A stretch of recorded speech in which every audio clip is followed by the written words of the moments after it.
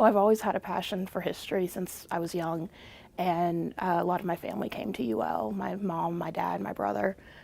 So I did my undergraduate here and graduated in 2013. And so when I was looking for a graduate school to attend, I knew the professors here, I knew that they were excellent and that I would get a lot of direction and mentorship, so I decided to come back.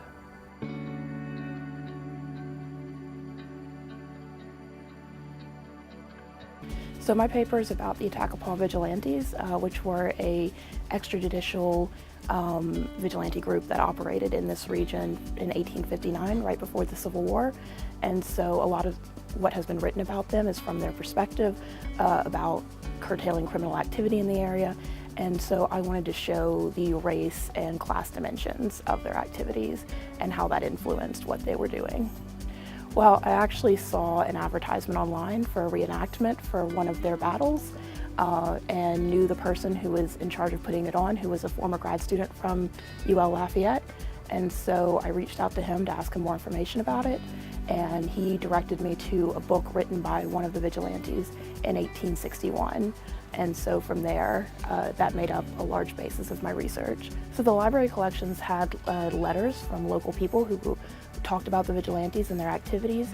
They also had notebooks and documents from later white supremacist groups after the Civil War that also included a lot of members of the vigilantes, and so it provided a lot of context and background. I also used a lot of newspaper sources, census records to establish people's socioeconomic standard of living, and police jury minutes and government documents. I was most surprised by how few people have written about the vigilantes in the past. A lot of people know that they existed, but not a lot of historical research has been done on them.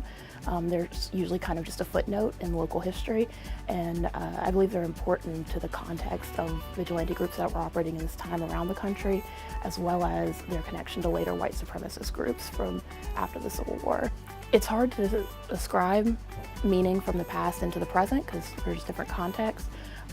But I do think there's a lot to be said about learning more about groups that with impunity use their positions and their power to maintain that social order and maintain their economic and social power through violence and intimidation, which is something that in different contexts I think we sometimes see today.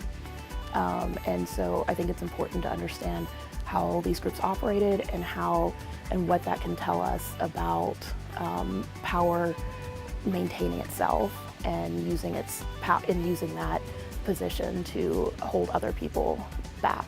Well, it's currently part of my thesis that I'm working on that looks at the continuity of white supremacy from the vigilantes through the White League in the 1870s, and so it is part of a larger project. After graduation, I plan to attend Rutgers University to get my PhD in history.